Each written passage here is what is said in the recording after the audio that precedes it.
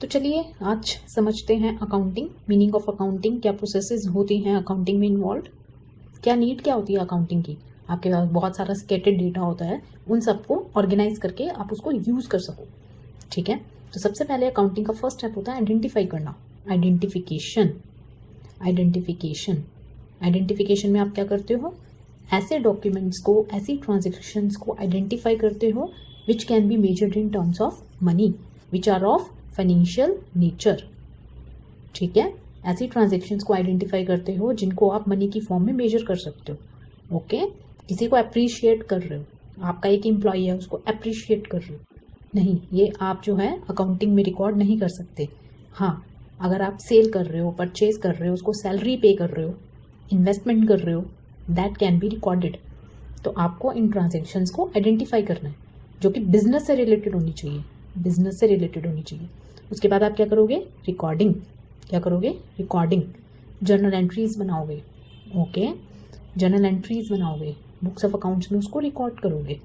Okay, record कैसे करोगे, as per golden rules of accounting, जिसकी की डिटेल्ड वीडियो मैंने अपने चैनल पे डाली है, प्लीज़ जाके देखिए, विद एग्जाम्पल डाली है। ओके, तो जर्नल एंट्रीज करोगे as per golden rules of accounting. तो मैंने आपको बताया था उस वीडियो में कि golden rules of accounting 3 types के होते हैं, पर्सनल, रियल एंड नॉमिनल।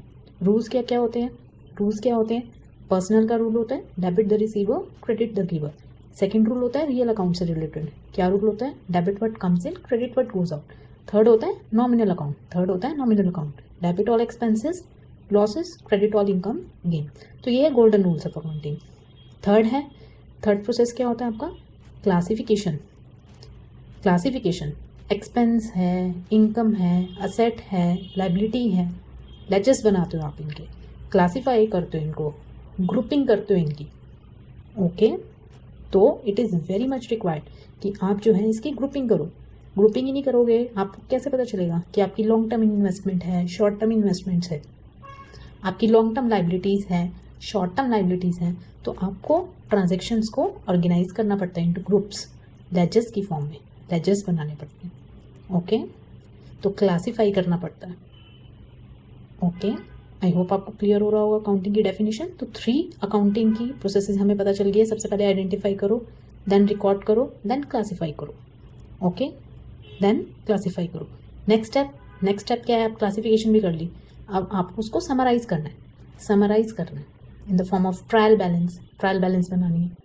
उसके बाद बैलेंस शीट, P&L बनाना है, बैलेंस शीट बनानी है, कैश फ्लो स्टेटमेंट्स बनानी है। ओके, तो आपको उसको समराइज करना है, उसको समराइज करना है। समराइज क्यों करना है, नेक्स्ट स्टेप में देखते हैं।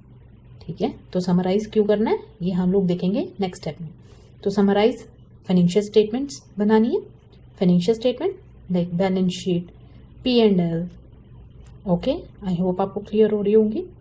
तो हमारी 4 प्रोसेसेस हो चुकी हैं, 4 प्रोसेसेस हो चुकी हैं, identification, recording, classification, then summarising. अब आपने समराइज कर लिया, बैलेंस शीट, P&L बना लिया। अब आप क्या करोगे, इसको करोगे कम्युनिकेट, कम्युनिकेशन। कम्युनिकेशन किसको करोगे, कम्युनिकेट किसको करोगे, जो यूजर्स हैं, to users of financial statements, like examples और ऑनर्स हो गए। ओके, स्टेक होल्डर्स हो गए, शेयर होल्डर्स हो गए, डेट डिबेंचर होल्डर हो गए, इन्वेस्टर्स हो गए, डेटर्स हो गए, क्रेडिटर्स हो गए, रिसर्चर्स हो गए, मीडिया हो गया। इन सबको आप क्या करोगे, कम्युनिकेट करोगे, कम्युनिकेट करोगे। वाई, क्यों करते क्यों हैं हम लोग ऐसे, for better decisions, for informed decisions. Okay, so that they can take better decisions. तो वीडियो अगर आपको अच्छी लगी हो तो प्लीज़ इसको लाइक कीजिएगा, शेयर कीजिएगा। If you have any doubt तो आप कमेंट भी कीजिएगा, I will definitely share a detailed version of that video also. So please channel को सब्सक्राइब कीजिए, न्यू है सपोर्ट कीजिए। Thank you very much, bye bye.